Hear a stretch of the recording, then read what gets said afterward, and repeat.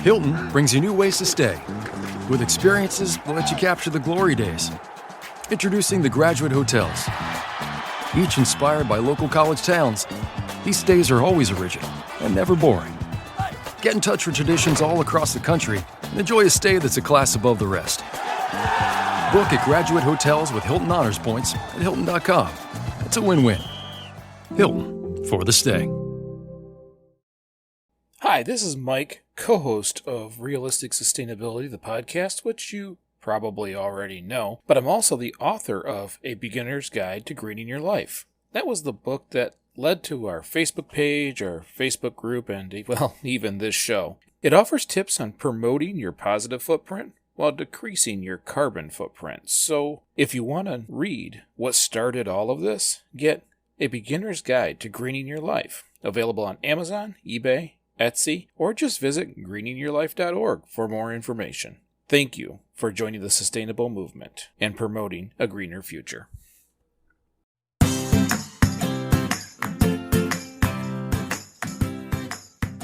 Hi, and welcome back to Realistic Sustainability. I'm Mike, and of course, I am here with Nick. Me? You mean me? You're here with me? I am here with you, and I gotta tell you, it's not as fun unless you're here. I agree. Nothing's as fun unless I'm there. So today I was outside. The weather is starting to get nice, and it works really good with what we're going to talk about today. We're going to talk about bees. That is my favorite insect. Like, not only am I prepping for gardens, I'm trimming things around the yard, getting ready, but I'm even finishing the PowerPoint so that I can go to the city and present edible gardens to them. So, like, it feels like this whole day is based on vegetables and how you get vegetables, which is the bees. Okay, there's nothing wrong with that. And also, I do want to point out that because you brought up your edible landscaping thing, I have a couple ideas, or at least one that's popping in my head that I want to get to later. So remind me to bring it back up. Absolutely. I will take as many ideas as we got. As a matter of fact, if you're listening to this and you have ideas, yes, we're going to be posting a lot of it on the Facebook, the website, and talking about it on the show. But if you've got ideas, let us know. It's been fantastic this week. We've gotten lots of feedback. I have to stop saying everything like we are only talking about the United States. We're getting feedback from the UK. We're getting feedback from South Africa, Canada, surprisingly, a lot of countries are listening and they're sending messages. That's fantastic. I don't think it's surprising. The part that I find surprising or shocking is how soon it is. Normally, you'd expect that a couple years down the road, but we're still in our infancy. This is awesome.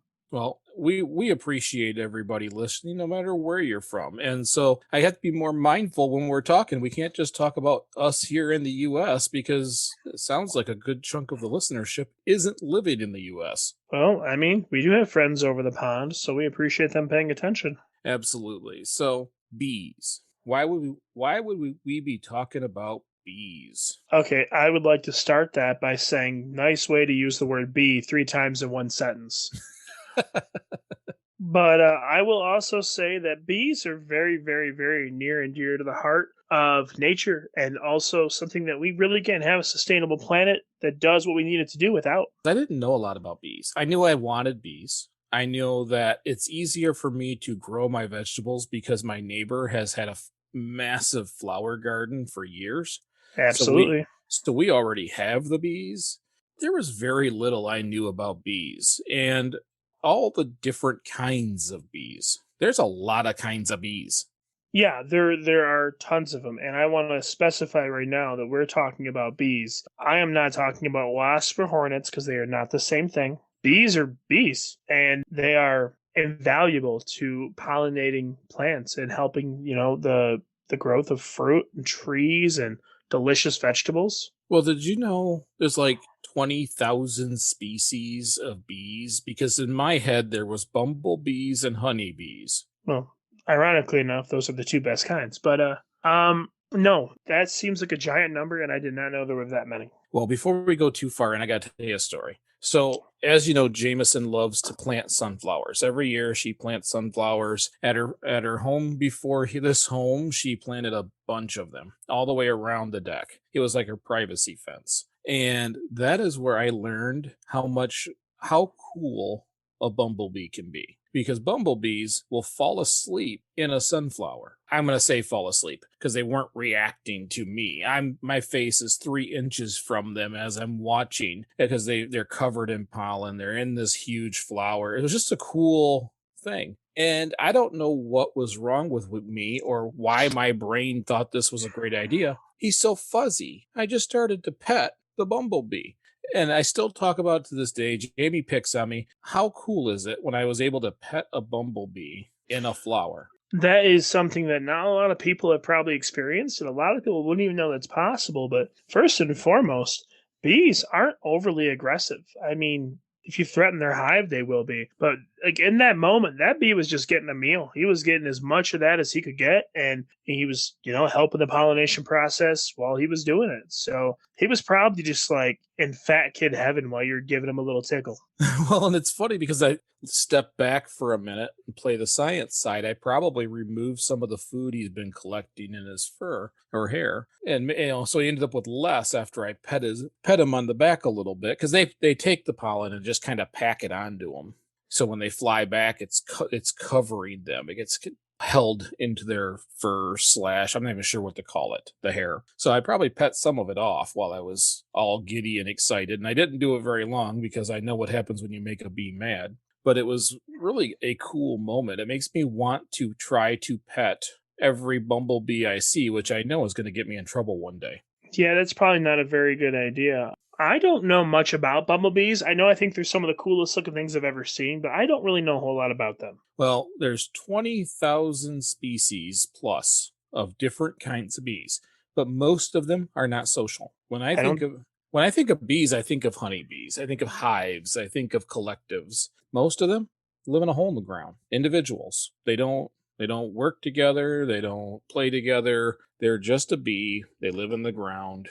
And they still pollinate, but they're not social. And I didn't know that. I didn't know that either. I think it's well, I guess I got to get some of my ignorance out on Front Street. When you say a bee, the first thing I think of is a social, like a colonial insect that has a queen and has a hive and has workers, and there's specific types of bees who do certain jobs. And that's my instant thought. When you say bee, I think honeybee, because that's the one that I think is, that's I think is the most common concept behind it. And when you say in the ground, all I think of are wasps and hornets.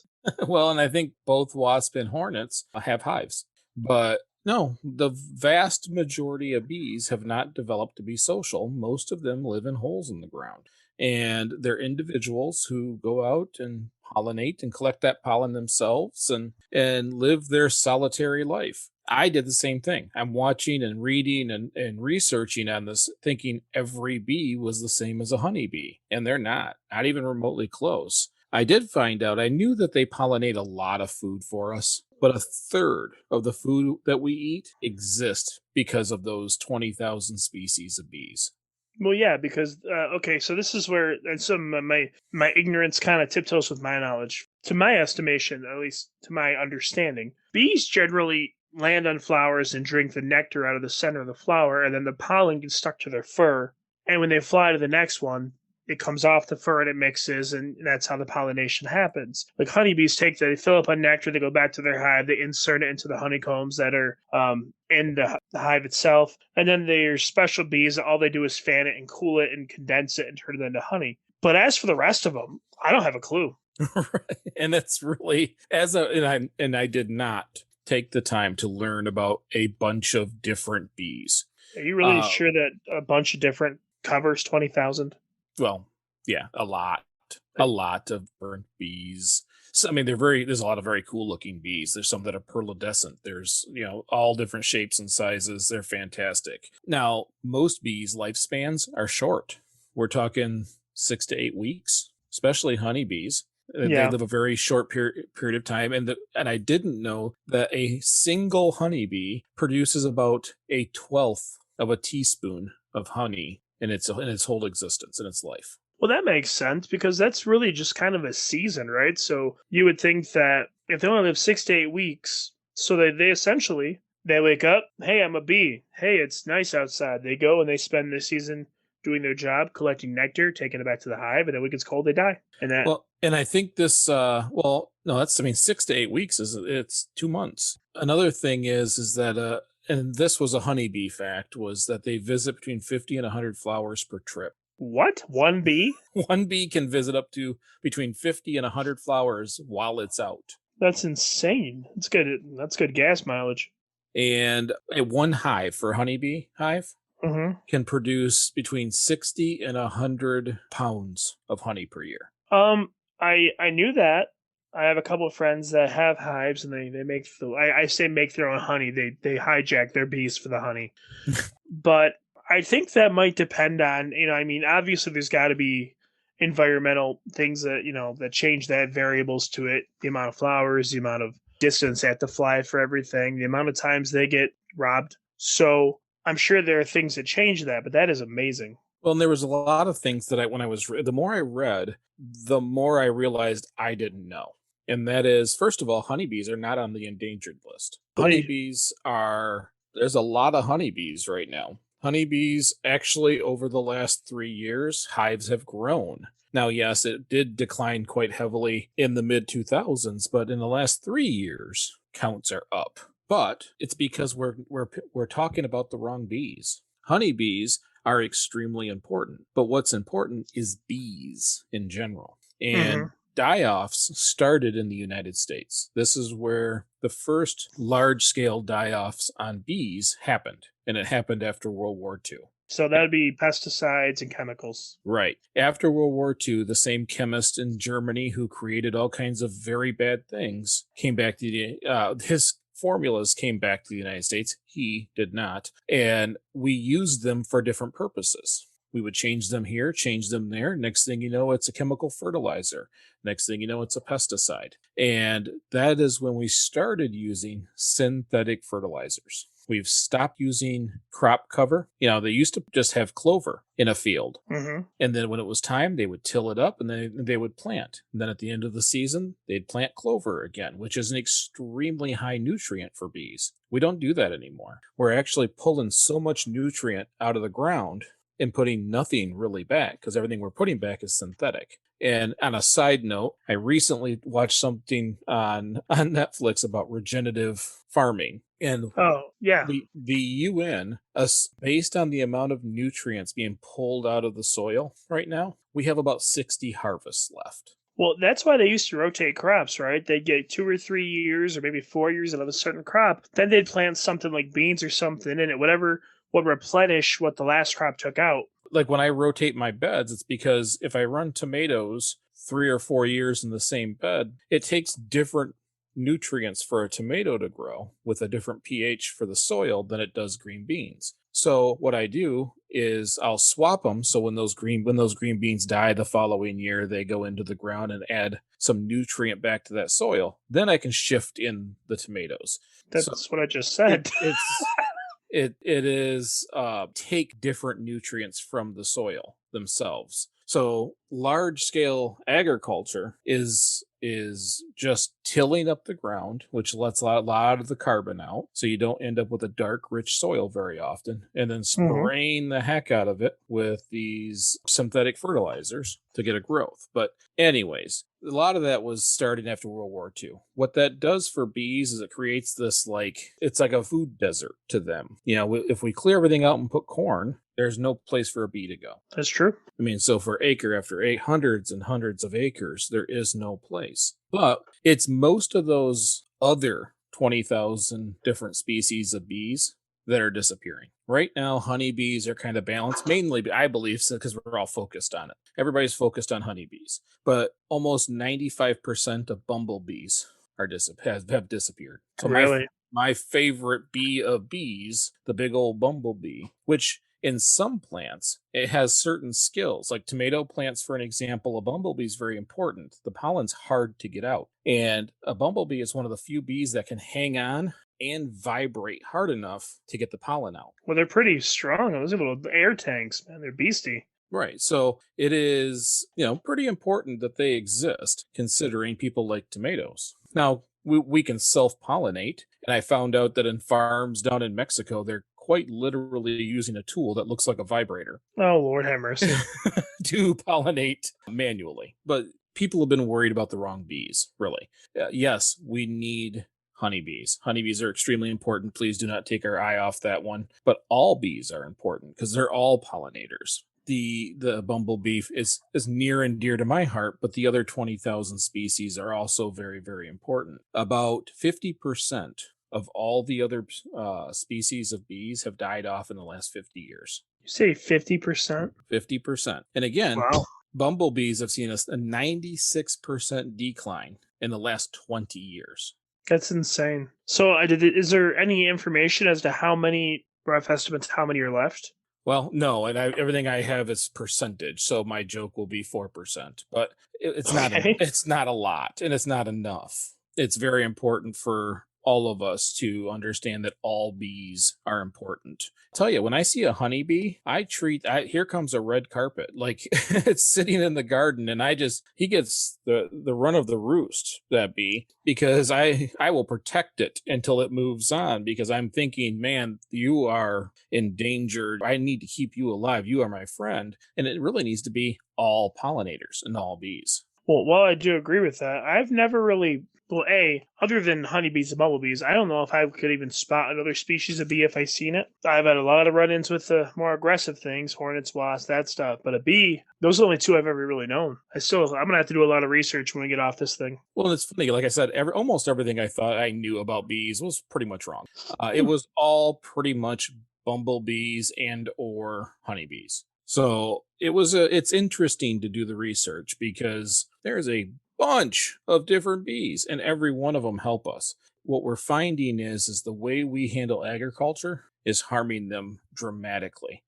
There was a research assignment done. What they were doing were trying to get some of the pollen from every bee that came back, or as many bees as they could, from a hive that was near a monoculture where they were growing soybeans, for an example. The bees aren't going to the soybeans. They're all around. Every single sample of the pollen that they pulled from those bees had traces of pesticides. I don't doubt that at all, because the bees are walking all over the plants. And if the pesticides are covering the plants, they're going to be tracking it on them. Which they're going to process into their food back at the hive and feed it to the rest of the hive.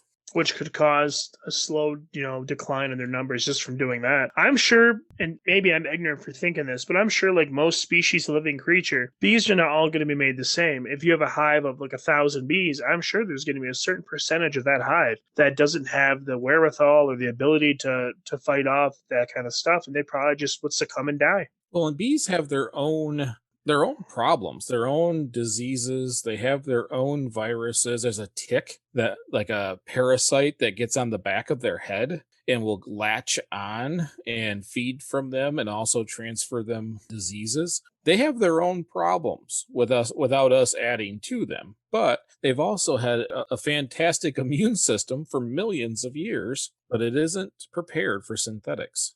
Well, no, because what it's getting from humans isn't a disease. It's not a virus or a bacteria in most cases, so there's nothing for the bee to fight against. It's being poisoned. Mm-hmm. So that's one of the problems. One of the problems with how we're finding these die-offs is that they are just flat out being poisoned. There's from synthetic fertilizers and from pesticides.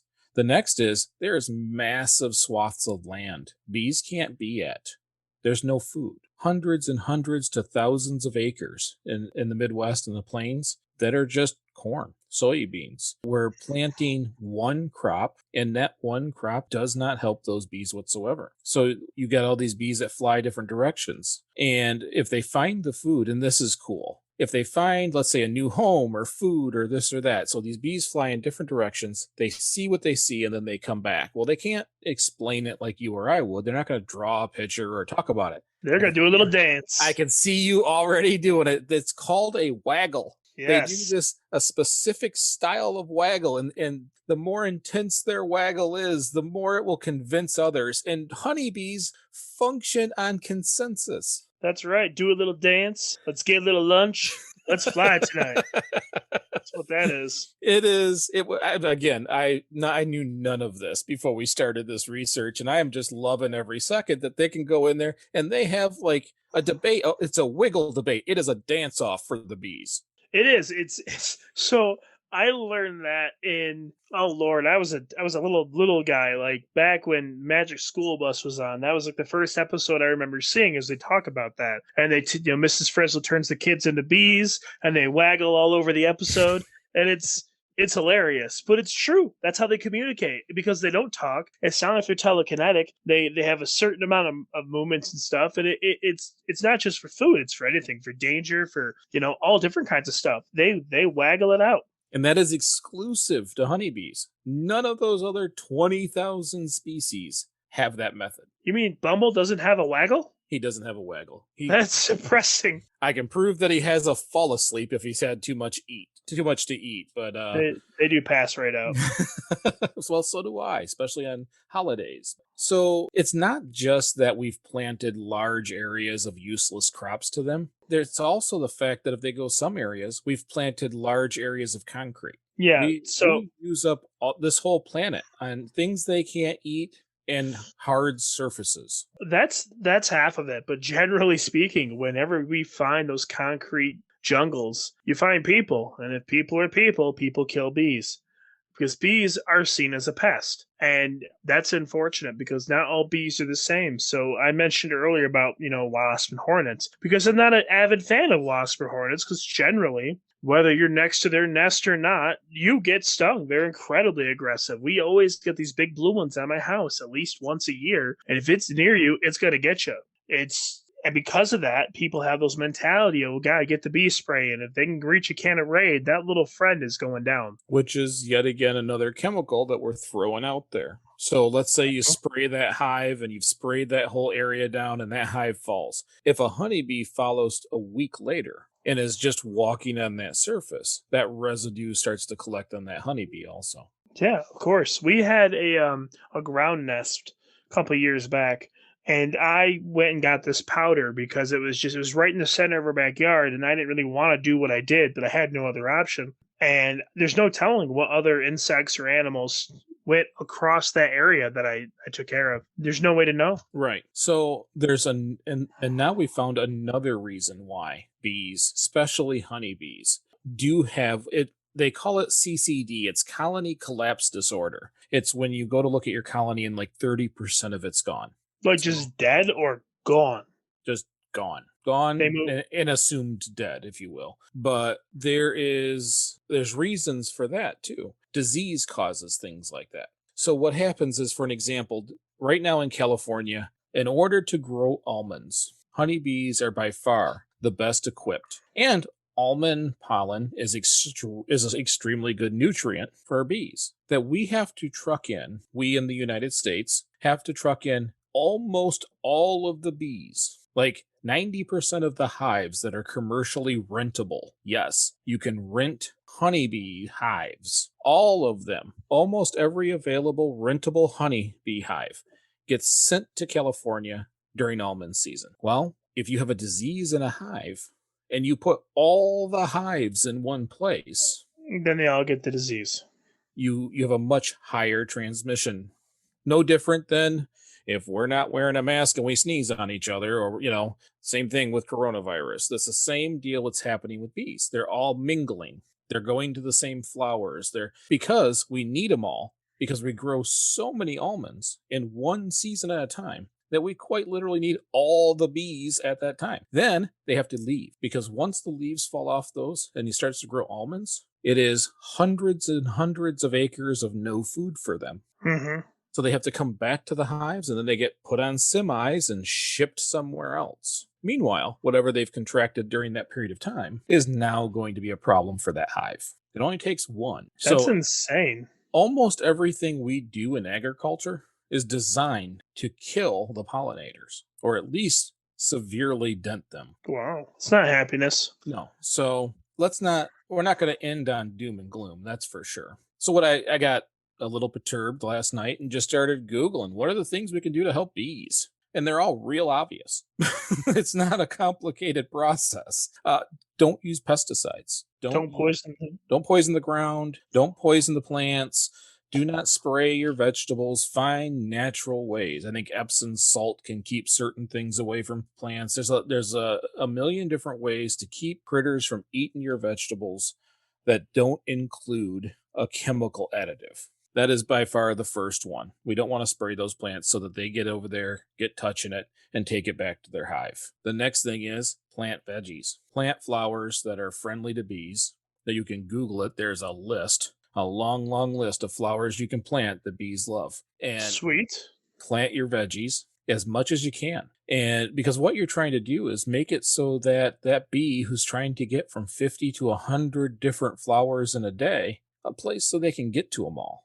Here in town, yep, they can hit my neighbor's house. She has got more than 50, probably more than 100 flowers. But if it's uptown, there's very few things bees can stop in and take a look at and pull pollen from. There's concrete. We have more parking than we have people in this town. So it's a lot of concrete that has nothing to do with pollination. So the goal is to put as many flowers and vegetables out as you can. I think when you guys are moving forward with your edible landscaping stuff, I really think you guys should invest a little money in signage about the bees and saying, please don't harm the bees, please leave the bees alone. Because if you want edible landscaping to work, you're going to need bees to pollinate it, and you're also going to need people to not mess with the bees because they have to do their job. If people want food, they're going to have to let them do their job. Well, and that's the next thing on my list. Be a voice. Go campaign to your city and your town or whoever to do an edible landscaping project. Put more flowers that are safe for bees and more food that is good for people out in more places. If you own a little shop on a strip mall area, go get a big pot, stick it out front, and grow some peppers. Just give them a place to stop. Give them a place to get some food. America, at least, and I can't speak for some of the other countries, America doesn't have as many places to stop. They're running out of food sources. They're running out of places to go. It's unfortunate because it doesn't have to be like that. There's a lot of things that can be done. It's really just another reason for me to put it in a garden and attempt not to kill plants this year. Well, I think that you should always put in a garden, especially since you're a chef. Yeah, well, being a chef doesn't make me good at growing things. No, but it makes you be able to cook things delicious, and I would think you'd want the best ingredients, because I've been told by this chef that is my brother, better food comes from better ingredients. He sounds like a pretty smart guy. Which is, again, the last thing, eat as much local food as you can. If you have local farms that are growing stuff the right way, if they have regenerative farming happening in your area, if you have a share garden, if you have a community garden, get your vegetables from there. Because what you're doing is you're supporting the methods that also feed the bees. You're not just feeding you, you're feeding you and nature. Absolutely. So that's all I had this week. Did you have anything else unique to the bees, or do you just want to do one more bee dance? Sorry, waggle. I don't know. I think I'm all waggled out for the evening. But no, I just think that when it comes to bees, I would encourage everyone to, if they can, before they react, before they do something that probably isn't in the best interest of their local environment, try to figure out what you're seeing on your property. If you see a bee, figure out if it's a bee. If it's a hornet, it's a wasp. Figure out if it's really a danger to you before you take the steps to remove it. And then if you choose it needs to be removed, contact someone local. There are people that will come and remove beehives. They're killing them is very seldom ever has to be the answer. I'm speaking about someone who's had to do it and did not want to do it and regrets it still. Yeah, Jamie has a close friend who apparently has the best honey in the world and makes wonderful things with that honey, but has his own hives. And if we had a honey bee hive somewhere near here that needed to be removed, he would be the one I call. So if you see honey bees and they have to be removed, do not do it with chemicals. Do not attack that hive. Trust me, there's plenty of places locally who will come and remove those hives. And it's so interesting because, again, during research, I was watching a TED Talk and they videotaped it. They took all the honeycombs out of the house and moved them. So all the honeybees went with it, right? But they didn't get the queen. And a week later, the bees had swarmed back because they follow the queen. When they hired someone to remove the bees, the person pulled the rest of the honeycombs out and made sure they identified the queen. And as soon as they put the queen in the box, all the other bees followed. Yeah, there's a reason why that's the reason why that's the queen. Yeah, that was a very cool thing to watch. So there are methods to remove them without harming them. please take the time to make sure you find out what they are or contact those who will do it for you. Absolutely. But that's all I have for this week. Also, so all of you across the world, thank you so much for listening. It is very cool to get the messages. I have messages from London this week, which was fantastic, and another one from South Africa. So it kind of makes my day. I greatly appreciate it. Now, if you're listening with iTunes, if you get an opportunity, leave us a review. Those are really, really helpful. We're starting to get a few of them in there, which means we'll start showing up on more and more search engines, and we can spread this sustainability a little bit further. But I really do appreciate it. Nick really appreciates it. It's super helpful. So that's all we have for this week. I'm Mike. And I'm Nick. And we'll see you next week.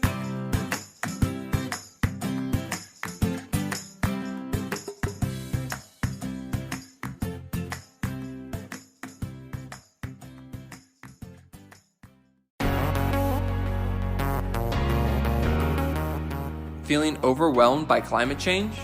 Looking for sustainable and ethical brands to support? Then Ethic is perfect for you. Ethic is a simple browser extension that helps you find sustainable and ethical brands online. Learn more at ethyk.org, ethyk.org.